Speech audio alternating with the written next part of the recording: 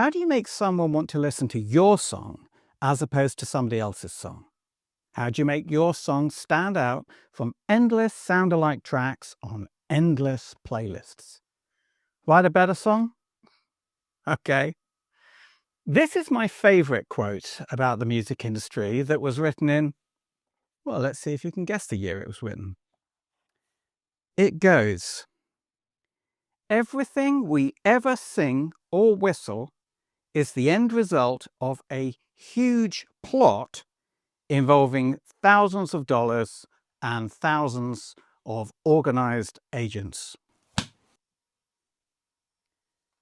So that was written way back in 1982. Sorry, 1978. No, it was written in 1930, almost 100 years ago. And not to discount songwriting, but quite a large part of that huge plot has always been dedicated simply to making records sound louder.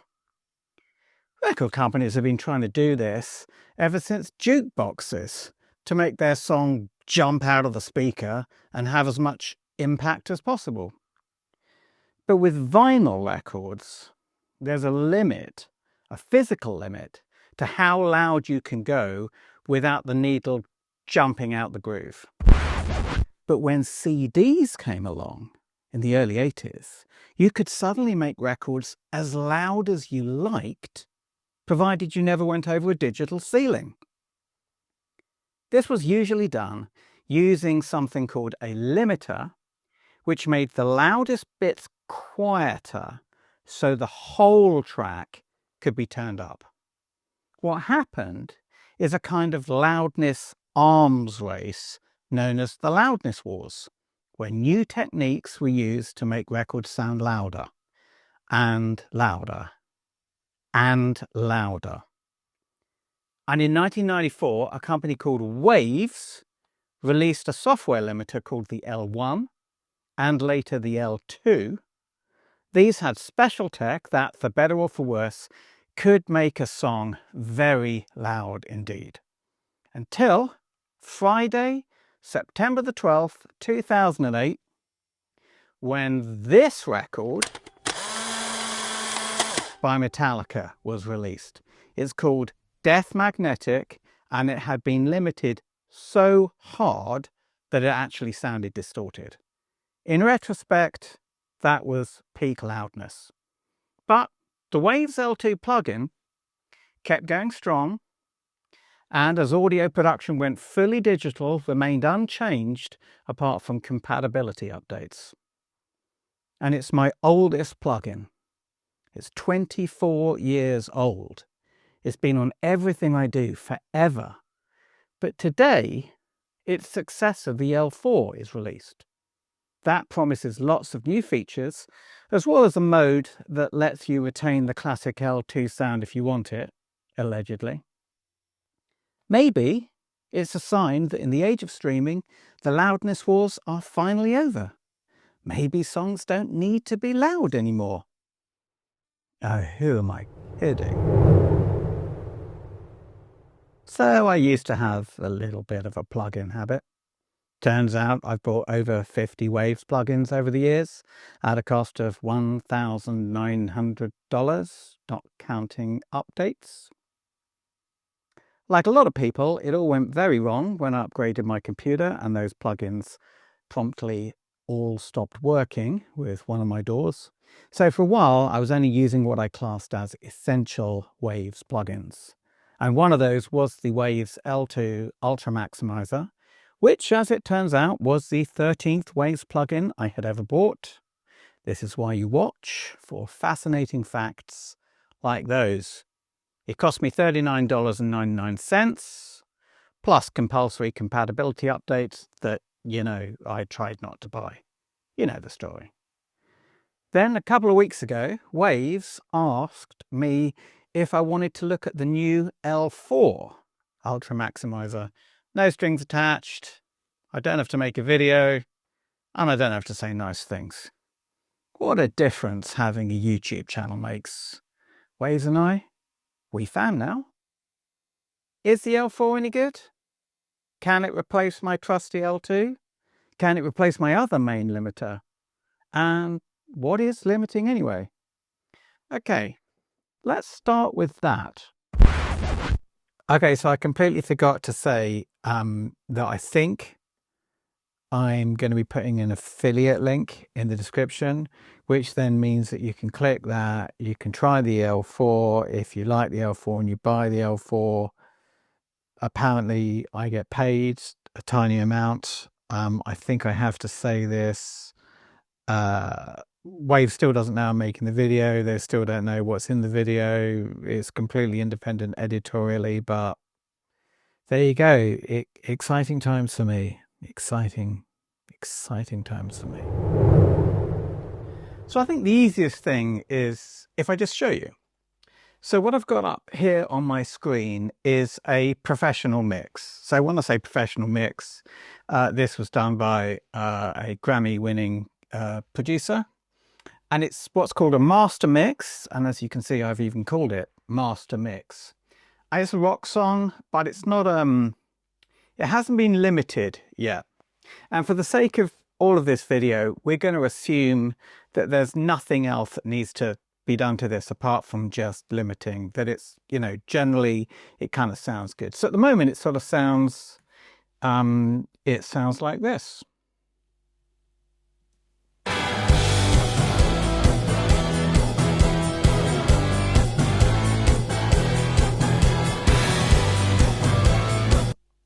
So it sounds pretty good. And what you can see when you zoom in is that all these little peaks and spikes, these are obviously, you know, snare hits or some other kind of hits. And there's a reasonable amount of what's called dynamic range, especially if you look at these bits here. You can see that these peaks go up quite a long way, but here's the main body of the music. So we can make this louder, and we can make it louder in a number of ways. But again, for this video, I'm just going to show you what limiting does as a way of sort of explaining the process. So what we're going to do is we're going to sort of impose a threshold or a limit, which is why it's called a limiter, to how loud these peaks can go. Everything above that's going to get thrown away. That's going to give us extra headroom to make the whole thing louder. What difference is that going to make to the sound? Well, that depends how severely we do it. But if we do it gently and just a little bit, it might just simply make the thing sound louder without you really noticing any changes that come from the peaks being locked off. So let's try that. Okay, so here we are in the DAW. It's exactly the same. Now I'm going to bring up the trusty Waves L4 Ultramaximizer, 24 years old, and it's in bypass at the moment. If we take it out of bypass, nothing's going to happen because it's not doing anything. Now, what I'm going to do is show you what these two controls do. So the ceiling is just going to turn it down. And the threshold is exactly what I was describing here, where if you imagine that the threshold is up here, when we bring it down, nothing's going to happen. But as soon as it starts to touch these peaks, then everything above the threshold is going to get locked off. So as we bring the threshold down, the first thing that will happen is nothing. And then slowly, some of the peaks are going to get chopped. Let's do that. Nothing's happening. Oh, there we go. You can see start to be chopped off. Somebody told me that they saw you there. And we can see that it's only occasionally happening and it's only a tiny amount. So that's catching these tiny little peaks, but maybe it's not affecting the rest of the body of the sound, which is why it's not particularly noticeable. What happens if we go further?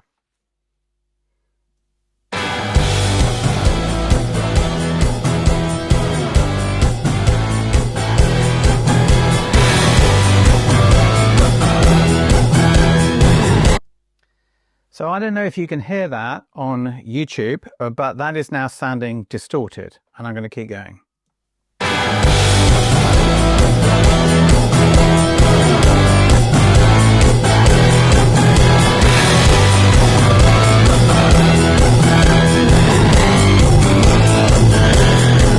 And that's now very distorted. And I want you to look at what's happening with the attenuation as well, because what you'll see is that it's cutting off a lot, but it's actually sort of never fully recovering, which implies that we're really well into this yellow body section. So just watch that. You'll see it never goes to zero.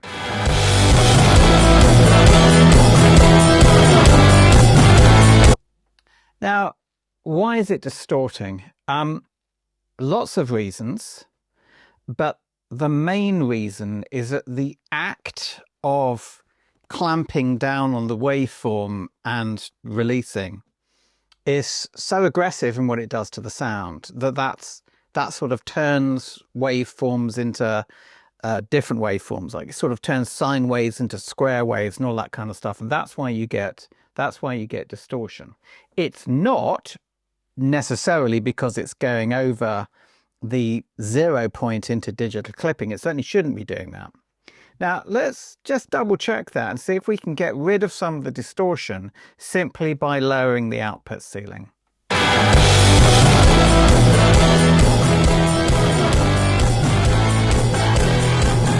And we can't. So it's not because of a kind of digital clipping, but listen to what happens if I turn on this thing called ARC.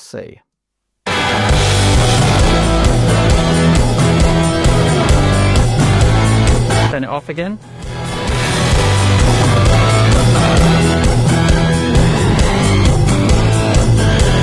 This is one of the things that makes the LT so special, especially for its time. AC stands for auto release control, and what I was saying about the speed that the waveforms are sort of torn apart and pushed down and then pulled back up turns them all into square waves, and that sounds very harsh. What the ARC does is it makes certainly the release process much smoother, and the net result is that although I can hear distortion, I can't hear nearly as much distortion, not nearly as much. Now for good measure, I'm going to put the ceiling down to -2. And then I'm going to bring this down and we're going to hear how much distortion we get.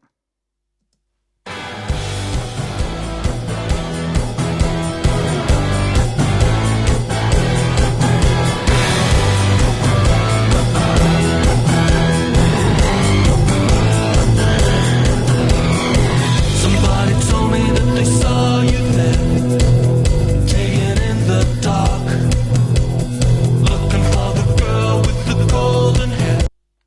That's really quite astonishing. That's 30 decibels of limiting on a 25-year-old plugin, basically.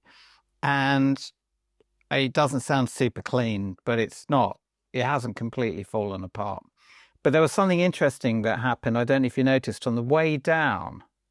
You know, it got louder and louder and louder, and a little bit of distortion crept in, and then it sort of cleaned up. And the reason why it cleaned up will become apparent later, but essentially it's because it's well and truly into the body of the yellow, and so it's really just sort of doing this, and it's actually acting far less aggressively, ironically, at this higher, at this much sort of deeper threshold. I'm going to do that again.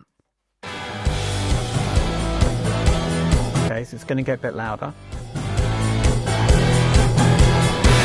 You can see the attenuation is still going right the way back up to 0.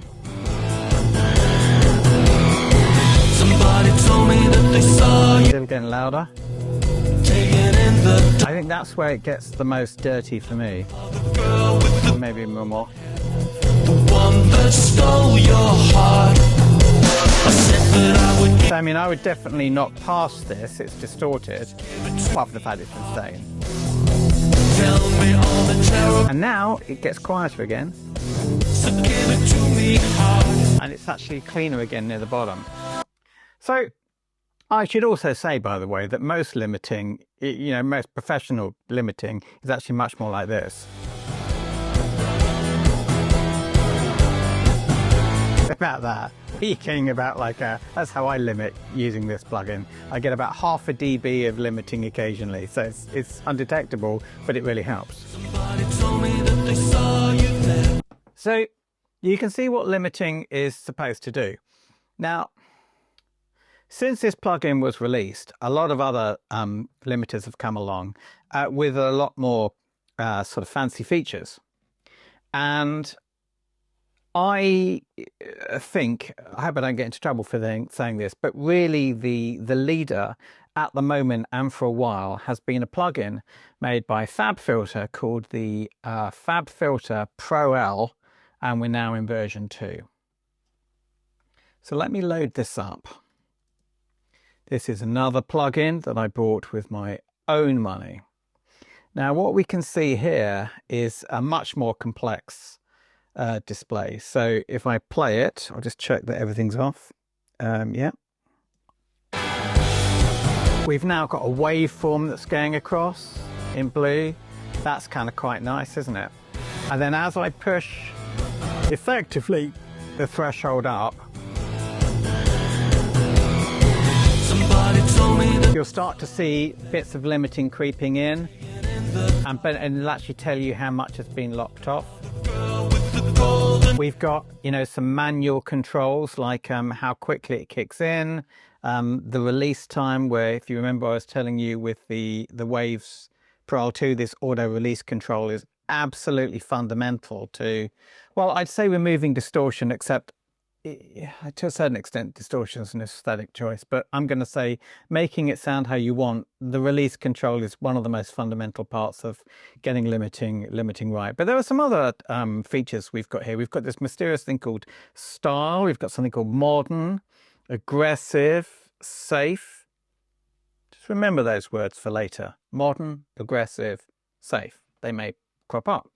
You've got attack. You've got something called look ahead. I don't propose to really sort of massively go into all of these now. You've also got something called true peak, right? Now, what on earth would true peak mean? Right, these are the peaks, aren't they? What's a true peak? Well, I'll tell you what a true peak is. I'm running this session at 48,000 samples every second. And sometimes, audio being audio, the theoretical peak is actually in between samples, and believe it or not, that can cause problems. So one of the ways around this is some modern limiters, not the old Waves 2, but some modern limiters have a kind of detection called true peak detection, which attempts to sort of anticipate or calculate what the true peaks are and make adjustments accordingly. I don't like it. I don't like the sound of it, and there's a much better way around it. So I'm not going to make this video a complete explainer about limiting, and I'm certainly not going to make it a complete explainer about mastering. I will do one of those if somebody wants me to, and I have very different and slightly controversial views on it. But for the purpose of this, all I will say is this. I'm going to set the output of this limiter to certainly no higher than -2 decibels, and I might even set it lower. And I'm going to turn true peak limiting off. The other thing which is quite important, can be quite important, is something called oversampling. Now what oversampling does is you can think of it like improving the resolution of the plugin. But there's a limit to its effectiveness. So 2 times for certain types of plugin can make all the difference in the world. 4 times can still make a difference. 8 times less, but still a difference. And 16 times, there are certain problems which oversampling clears up, and 16 times pretty much eliminates those problems. 32, if I'm honest, is kind of just marketing, because the difference in reality between 32 times and 16 times in terms of you know, cleaning up those problems is inaudible. Of course, having said that, I always run this plugin at 32 times.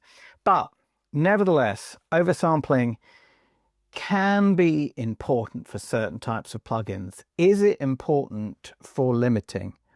Well, that depends, and it might be, and I certainly think it's a good thing to have, and it depends what kind of limiting you're doing. If I'm honest, it's one of the reasons why I never pushed my L2 very hard, my Waves L2. So I don't want to go into, as I said, an enormous treatise on what my limiting chain is, but essentially after I've done everything to the mix that I'm going to do, and everything to the master that I'm preparing, I will then typically have a clipper, maybe two clippers, but at least one clipper. I'll then have the Waves L2 doing a tiny amount of limiting, which is very important, and giving it a kind of a sound. And then I'll have the FabFilter Pro-L version 2. And it's been that way for a long time. And then there's another plugin right at the end where I might do something very special to remove a final problem. But effectively, the Waves L2 has been my penultimate plugin for donkey's years. But I don't push it very hard. Why don't I push it very hard? Well, because to be honest, I can't. It sounds fantastic, but as we know, even with ARC on, if I'm pushing it down here, it does fall apart a little bit. I mean, I love the sound of it at about here. It is making it fuller. The amount of limiting is very manageable, and it hasn't screwed up the sound too much. And what am I doing? I'm doing like 2.8. Effectively, when you take out the ceiling, I'm doing 2.8 dB of limiting, and I'd be pushing into it anyway. But you know, you start doing this stuff on the Pro-L, and I'm going to turn on, you know, oversampling to, for the purpose of this, I'll just put it at 16 times, output minus 2 dB.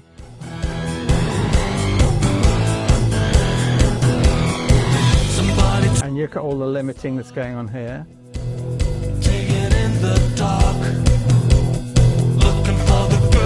And it's a very clean sound indeed. Very clean sound. It's also got better metering. So look, you know, I'm just going to be sort of honest.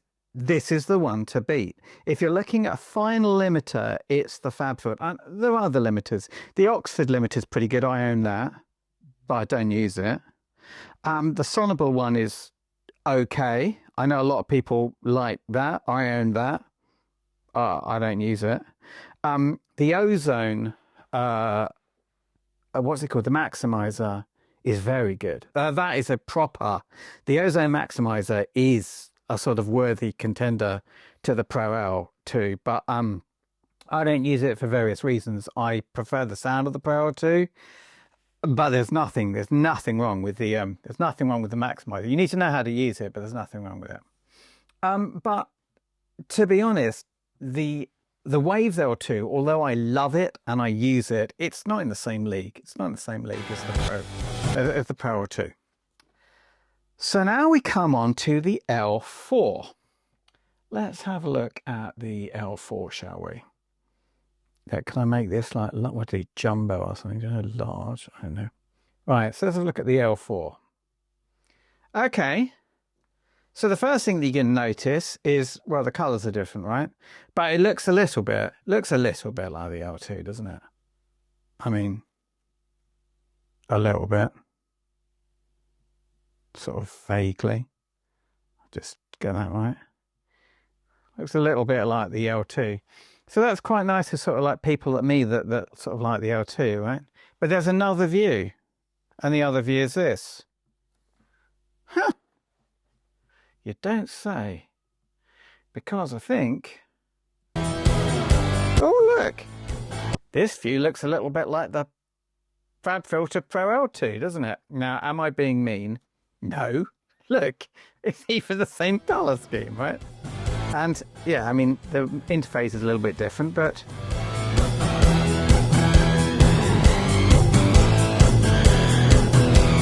And we've got pink going down at the top, right? So it's not as fully featured. Never mind that. Let's just see if I can make this medium. There we go. It's not as fully featured. You can see this immediately. Whereas this one kind of gives you, you know, you've got decibel readings, the metering's fully featured. This is I don't want to say kind of poor cousin, but you know, it's not quite sophisticated. On the other hand, I imagine there's probably quite a significant price difference, because certainly in terms of the L2, the Waves L2, because it's so complicated, all these plugins have exactly the same name, isn't it? The Waves L2 is, I don't know, a sixth of the price of the FabFilter. But I'm just going to very kind of quickly rip through some of the improvements or additional features that the L4 appears to have. Firstly, we've got some modes, don't we, here? So here we've got, what have we got here? We've got modern, aggressive, and safe. We've got here modern, aggressive, and safe. But over here, we've also got something called smooth. And over here, we've got a whole load of other ones. And then over here, we've also got something which I'm immediately interested in, which is L2. So allegedly, that's going to make the L4 sound like the L2. I'm going to try and demonstrate this in a minute, but I'm just going to tell you right now, it does sound quite a lot like the L2, but it does not sound exactly like the L2. It is not a direct copy of the L2, and there's lots of reasons why it sort of can't be. But it does have that L2 thing going on. Now, it's got the true peak thing, which is great, because that means I can turn it off. It's got dither. These both have dither. I'm not going to go into what dither means or is important for, but for mixers, it's not important. And it's got oversampling 16 times. This has got 32 times. I will not be able to hear the difference between 16 times and 32 times. But, you know, 32 is a bigger number. And as I've said, I run the Pro-L2 in 32 times, because I've got a fast computer. But 16 times is fine. Now here we've got things like look ahead, attack, and release. And I don't have a problem with the way that the L4 has done this, which is in each one of these models, they have different attack and look ahead and release and a whole load of other settings like some temporal spectral analysis, just like the Pro-L2 does. I don't particularly care about those controls being hidden. And although I do change the release somewhat on the FabFilter and the attack and the look ahead, I've been using limiters for a long time. I know exactly what to listen to. And even then, I'm not convinced it actually makes a massive amount of difference where you can say, oh, that record's going to be a hit, or that record's not going to be a hit because like the attack and the limiter was wrong. I think for the vast majority of people, and possibly even for professional masterers, having these models is absolutely fine enough if they sound good. And a lot of people, I'm not convinced, could even particularly hear the difference between them. But if you can hear the difference between them, you will be able to find one that sounds good. But there's a couple of caveats, because firstly, and I love the way that Waves have done this, there's a kind of a release multiplier.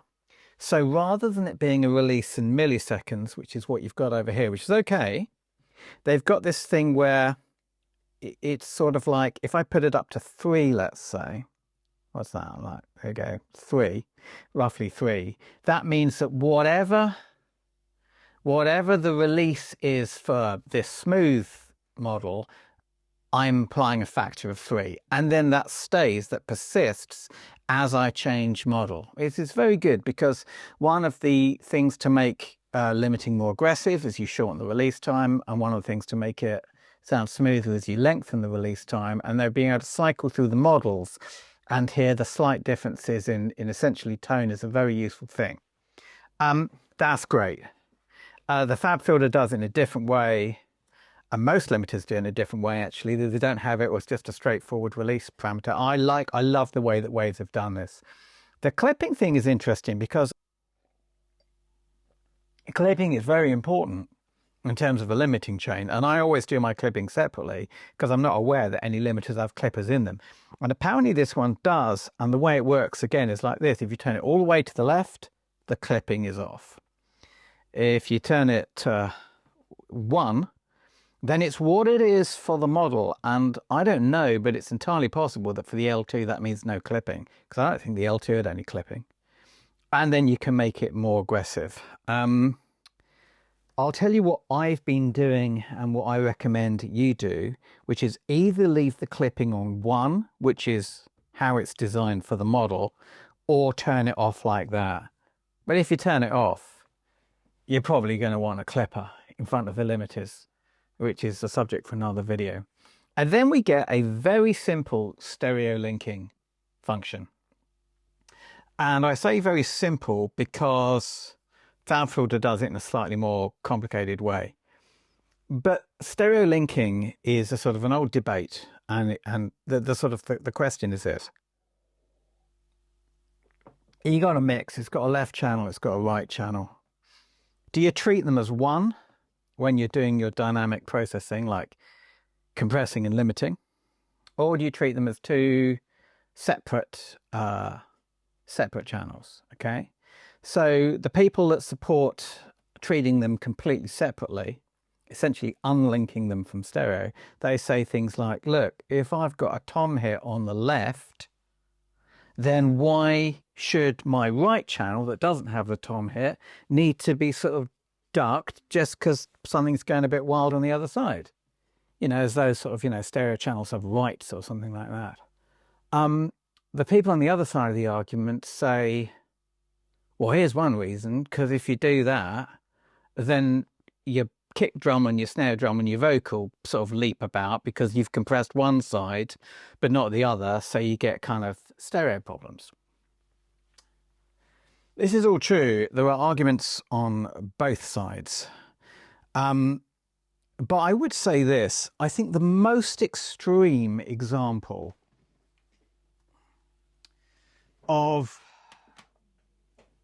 decoupled limiting, got the wrong CD over, the most extreme example is this, and there's a track on here called That Was Just Your Life, and the mixer is a big fan of treating, the mixer's Andrew Sheps, and he's a big fan of treating the left and the right independently. And I can hear there's on one part of the track, there's this huge guitar on the left and it's not on the right, and I can hear the kick drum and the snare drum kind of go off to one side. Does it ruin the listening experience? No, it's just an aesthetic choice, right? It's just an aesthetic choice.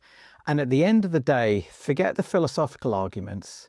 This is going to come down to one very simple truth, which is this. If you treat the sides the same, it does make your mix ever so slightly smaller, because it sort of compromises the stereo-ness, because in many ways, you know, people talk about this kind of glue thing. The whole point is that everything in the track is sort of moving, the dynamics are moving together. And that means that the stereo image is less exaggerated. Conversely, if you completely decouple left and right, you have the effect of it slightly exaggerating the stereo image. So neither one of them, you end up sort of really preserving the stereo. In my view, coupled limiting and compression actually does make the stereo image slightly smaller, and uncoupled makes it slightly wider. What should you do? Well, you do what you like, but I uncouple. For this kind of stuff, I always run it separately. I run it separately because I'm not smashing it. And if I smashed it, I might get a problem where the kick and the snare jumped about, but I don't think I would. And even if I did, I might not care. I think it's fine. So I advise you to uncouple. So the way that the L4 works is you just have this stereo slider. So I can't imagine ever like tuning it in because it's not that significant. I'm going to run it either at 100 or 0. And when would I run it at 100? When would I link it? Well, because I don't only use limiters on the mix, and I'll come to that in a minute. With the FabFilter, I've got more control, but you know, I actually prefer the way it's done on the L4. It's kind of simpler. So far, so good, right? Now, there's a couple of other things which are all good. So the FabFilter quite properly has the ability to gain match, and so does the L4. What that means is that as you do limiting and it gets louder, you can put it in a mode so it's not getting louder, which means that you can hear what's going on better. That's not how you're going to leave it. Well, it might be, I suppose, if you're using it inside a mix, but typically speaking, you don't use that kind of thing in a mix. You just use it diagnostically. And the other thing that's incredibly important is what the L4 calls correctly delta, and what the FabFilter calls, I can't remember what it calls it. It's got one of these little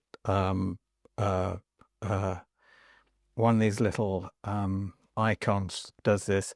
The point is that all you hear is what's being limited. So I'm going to show you what I mean. So I've got this in, let me set this up properly, shall I? So set the ceiling up properly. Ceiling -2, release 1 unlinked. So I'll just kind of go here and I'll just dig into this.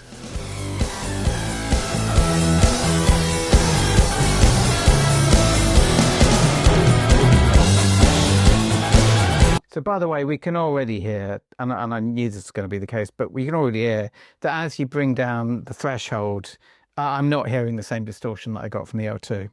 And I've got it in this mode called modern. All right, put it in L2 mode. Why not put it in L2 mode?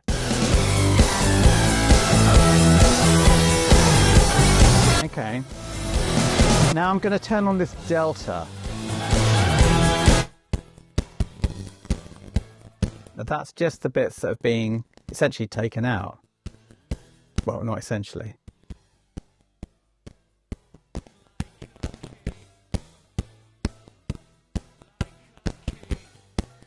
That sometimes, I mean, I find this stuff really interesting, but sometimes you can say it's a bit sort of academic, but let me show you how it's not academic. I'm going to play it, and we're really going to be able to hear the difference that increasing the release makes.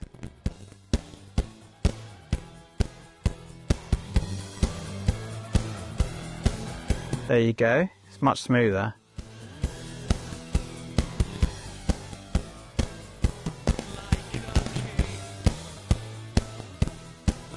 And now let's also change model. Let's change it to modern. And you can see how snappy that is.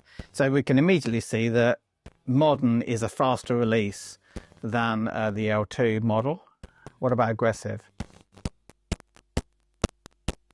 Even snappier, I think. Going down to safe. Now that's interesting. That sounds to me like it's got a slow attack and a slower release. And you almost get pumping. But that's not going to sound distorted at all, but it might sound a bit pumpy.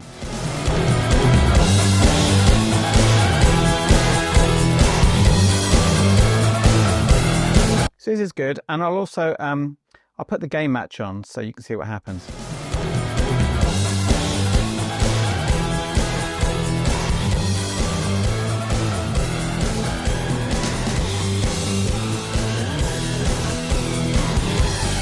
So far, I would say this is an extremely practical limiter. It's leaps and bounds better than the L2. I'll rephrase that. The L2 is fantastic and it does exactly what I like. But this does a lot more. So it's not so much that it's leaps and bounds ahead of the L2. It is. But it can do things that the old L2 just could never have done. It could never, like this could be a final limiter, I think. The L2 could not be a final limiter in my view. It's not the FabFilter feature set, but let's just listen to the sound in a minute. Right, so what I'm going to do is this. Let's go to the L2, the FabFilter, and I'm going to drive 6 dB of limiting. And here I'm going to drive 6 dB of limiting, and I'm going to put it in a mode called modern there, and I'm going to put this in a mode called modern. And have we got everything else set the same? I'll put stereo linking up like that. Right, and let's just, what have I got? The ceiling out to the ceiling is, just check the ceiling. Yeah, right, so now it's here.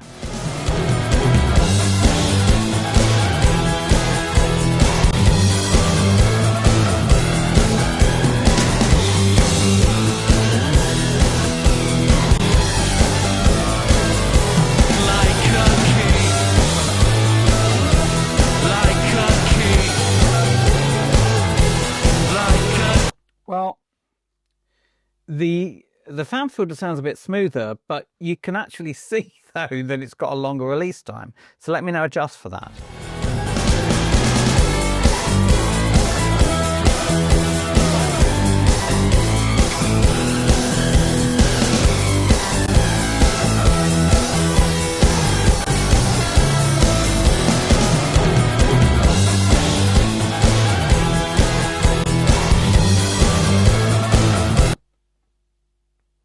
It's extremely respectable.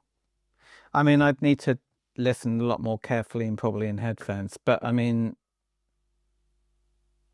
that's pretty respectable. I don't expect all the mastering houses to suddenly ditch their fab filters and go for the L4. But if you don't have the fab filter, it's really pretty good. I'm going to go through some other things. The metering. Well, short-term LUFS are not particularly important. It's all about integrated LUFS for streaming platforms, but that's also extremely misunderstood because a lot of people seem to be under the impression that the streaming platforms want you to deliver stuff to minus 14 LUFS, and that is just a misreading of the specification. That is not the case. Not the case at all. What they do want you to do is leave headroom and proper headroom because of something they do called transcoding. So when it comes to metering, I have a whole metering setup involving real-time meters that are sort of a specially calibrated kind of RMS, and then I look at it offline, I do analysis, basically because when I'm preparing something for a final destination, I render the file. I don't trust any of the metering, and then I load it up in a piece of software and I kind of see what I really got. And therefore what that means is this: the fab filters are better than the L4 meters. They've got different kind of weightings, they've got K weightings and all the rest of it. But I don't really use either of them. So, I don't think you should either, if I'm brutally honest. It's sort of nice, I guess. But I don't use meters. I mean, I use the VUMT meter, which is free, but I have the deluxe version. But I mean, I just don't use metering in my limiting plugins. So I think this brings us on to maybe the sort of the final thing for the L4, which I think is very interesting indeed, and that is something that the FabFilter doesn't have. And as far as I'm aware, no limiters that I've ever come across have it, and that is something called upward compression. And to look at that, I'm going to go back to here. So if you look at this section there, you can see it's quieter, and that was as the mixer intended, but it might be the case that when preparing it for sort of final delivery, that whole section could be made louder. Well, if you clamp down on it so that it's sounding okay, you're going to have really crushed these other bits. So there's another way of thinking about this, which is you make the quiet bits louder rather than the loud bits quieter. And in very simple terms, that's what upward compression does. Now, everything comes at a price, but upward compression can be very effective. And I do upward compression. I don't do it in my limiter because I've never had a limiter that can do it. Upward compression is extremely good for vocals, or can be extremely effective for vocals, depending if there's a lot of dynamics. It can be very effective on percussion. I've never really thought of using it on essentially a limiting bus, but it's an interesting idea. What is a problem is that there's a massive lack of manual control. But I don't necessarily know if that's a deal breaker. So let's have a look.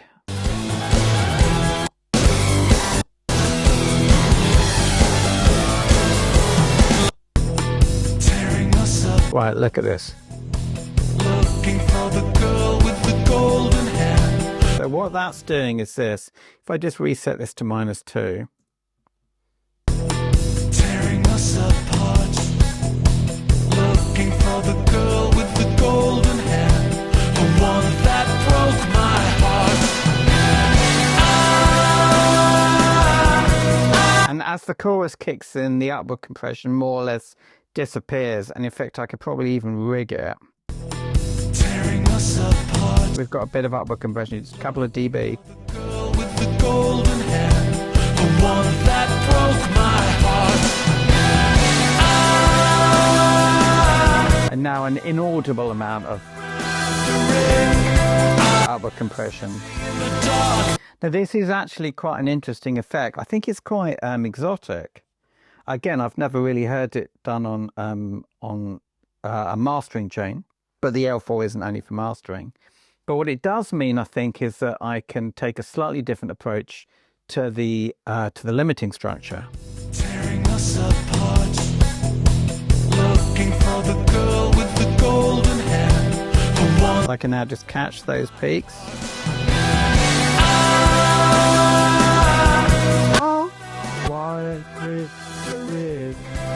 I am sitting in the dark and I can hear a thing.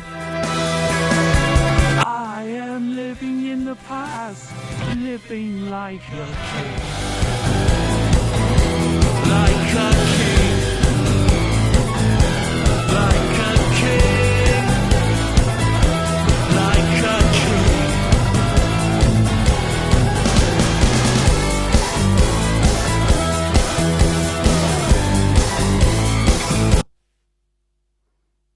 Kind of sounds great. I mean, I think I would want to practice a lot with upward compression to check that it wasn't just something which was sort of a novelty for limiting chains, because you can see that it's reacting quite quickly, and so you've got to be careful about pumping. On the other hand, a couple of dB of pumping normally helps attract bounce, in my opinion. That's not a huge amount, but it's enough for it just to sound almost like kind of a tremolo effect, and it's quite nice. Okay, so I'm now going to show you what some actual limited and mastered tracks look like. So firstly, I'm going to show you this. This is a master that was done for me at Metropolis Mastering, which is one of the best mastering houses in Europe. Has been for a long time, and it was done by Tim Young when he was still working, and he's one of the best mastering engineers in Europe, if not the world. And this is what it looks like. You can sort of see that it's full. It's not this track, it's a different track. It's kind of full, it's got some dynamics, and it looks like how it looks. And now let's compare it to one of the tracks of this. Yeah, spot the difference. And I've adjusted for the fact that this one is longer. The Metallica track is longer, so you can just kind of see. Now what you see here is that there's very, very little in the way of dynamic range. You can't see on this the distortion, but you can see that it's just really kind of smashed to bits. I don't know how much further you could go without it just looking like a wall. But I'm not going to say that this is not what tracks should sound like. I'm not sure I agree with people who say that it's, you know, gospel truth that music should be dynamic. There's lots of ways of introducing tension and excitement into music, and loudness is one of them, and chord changes are another, and all sorts of other things, right? But there's a long way of difference between that and that. So that was done in 2008. This was actually done later in, I think, 2012 or something. If you want to get to this, it's you probably do it in several stages. Well, you do it in several stages, really. But I will just kind of show you how much you can push this limiter before it just totally goes crazy.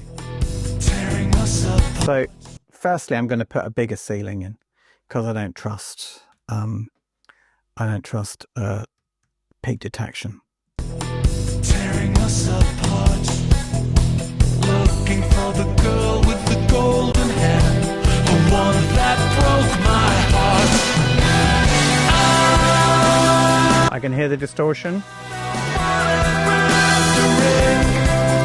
am sitting in the dark and I can't feel a thing. I am living in the past, living like a king. Now what you can see is that even that isn't going to get rid of the, even that's not going to get rid of the dynamics. So it just kind of pushed it too hard. So what you actually do is this. Looking for the girl with the golden hair, the one that broke my heart. I don't wanna grab the ring. I am sitting in the dark. All right, and then I'll go into another one.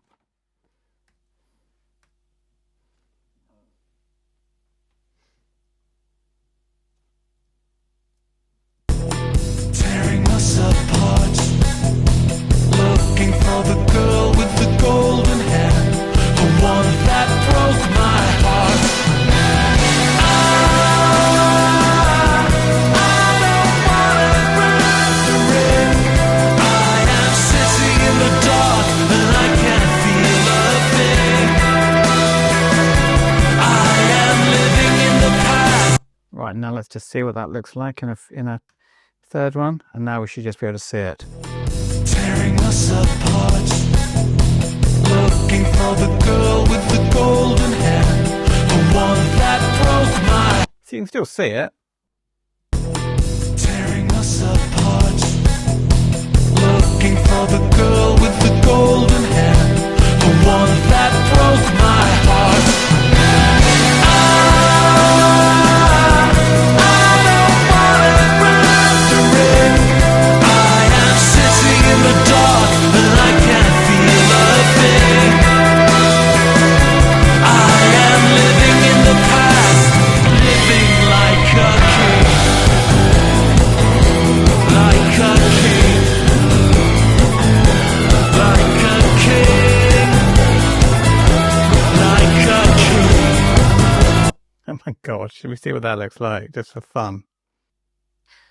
So this is very crudely done, just to show you the technique. But yeah, no, look how just insanely stupid that sounds. That looks. Should we just see if we can still hear it as a song?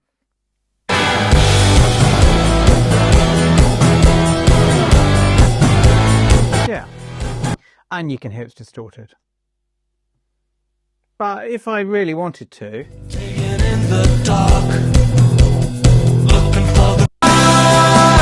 so if it was 2008, I might really like that sound on CD.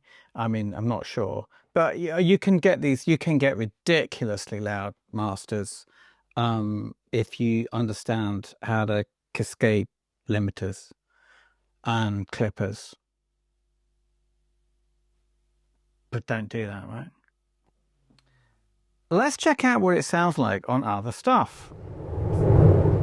So here's some drums I recorded the other day in a studio.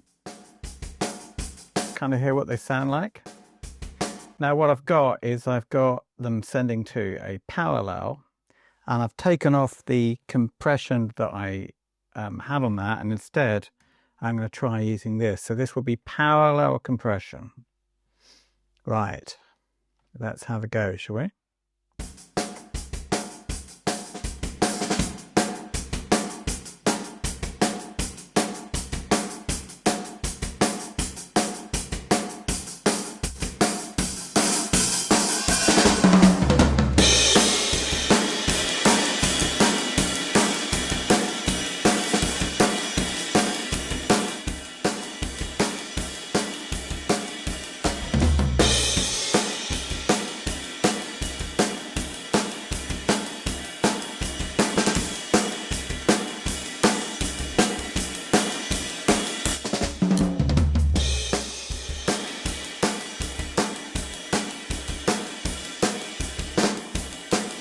Yeah, that sounds pretty good.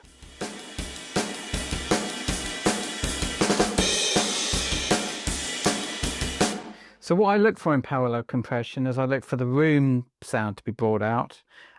Sometimes I look for sort of a dynamic pumping, which I'm getting. So now what I'm going to do is I've got this reading to a drum bus, so I'm just going to very quickly compress this up.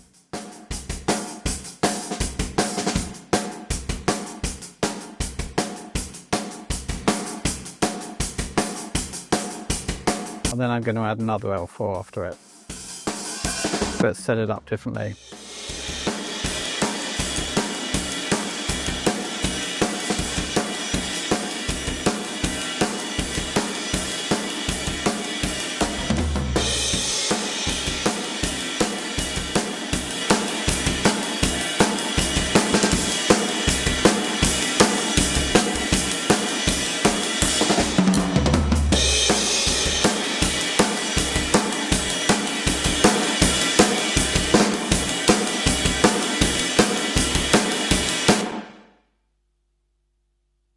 And that sounds like drums, doesn't it? So let me see if I can sum this up. I haven't included all of the testing that I've done, and sorry if this has been a little bit rambling anyway. But what I found is this. Let's just start with this L2 mode.